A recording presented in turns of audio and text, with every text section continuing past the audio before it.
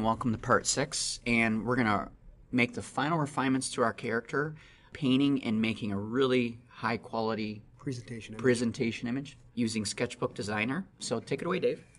All right, so previous to now we had made the curves necessary to create this paint, and now I'm just filling in the different islands of paint with different colors. I'm just going to use the lasso select, or the magic wand select, to create a few masks. There's one way to mask. And at this point now I've got different selections that are used basically with the mask. I can create as many as I want. And once I've done that, it's similar to the preserve transparency, where I can just focus on painting. I can also just use the magic wand and paint within that selection, much like I would in Photoshop. And in this case I want a different highlight on just this material. Maybe there are two different materials and they pick up light a little bit different. So because of that, I'm doing some lighting on just the gray material, different than I would on the blue material, to make it feel like they're two separate materials. And normally I would probably get a selection for the entire body, make all the lighting in one pass, and I could use that to multiply over everything. But in this case I didn't need to, or I didn't want to.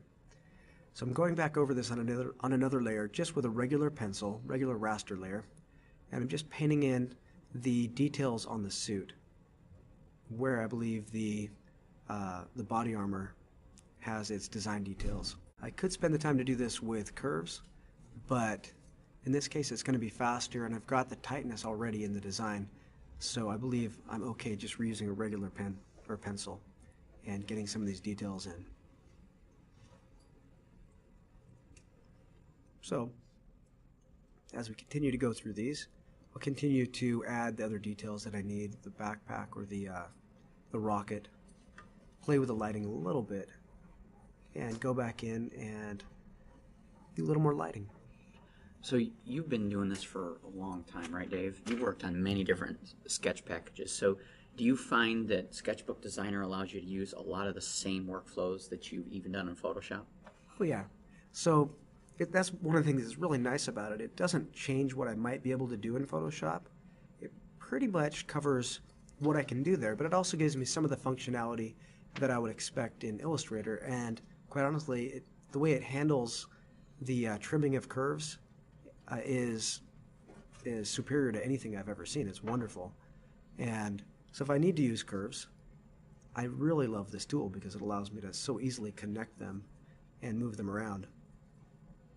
Another thing that I really enjoy about this package is the symmetry, and to be able to play with that. It's got all the different layer filters that I might need, multiply, overlay, you name it. I can colorize layers also in there and change the lighting on layers, which is really, really nice. So I don't have to worry so much about my final paint because I can change it in the end. It gives me a lot of flexibility in the end. In fact, everybody needs to kind of watch for a bonus video, because we're actually going to do kind of a cool video on symmetry, because you've come up with some pretty interesting workflows starting off with a simple picture. And yeah, so everybody should definitely stay tuned to that, because towards the end of our series we'll do a bonus video that covers symmetry that'll help you design some cool characters. So looks like we're coming along pretty good with our final character here. And so what do we have left to do, Dave?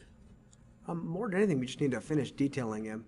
I need to paint the skin a little bit darker. I still have the base paint from underneath that I've got that's giving the face some color, but we need to go back in and paint that up. One other feature that I really like about Sketchbook is I can make the curves guide curves. You could see it there when I was doing the belts going around the chest, that I could snap to any curve with any kind of a brush, and it will basically stick the brush on that curve, and I can snap it as hard as I want and paint highlights and shadows, which is kind of a fun way to go. But at this point we're just kind of doing a little coloring, going back in and making sure the hair has the crispness that I feel a final design look should have. And he's just about done.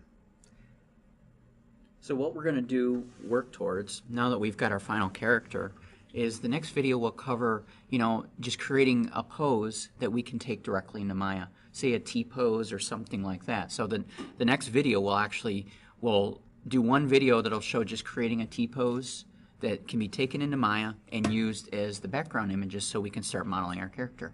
So stay tuned to the next video, everybody. All right, that sounds perfect.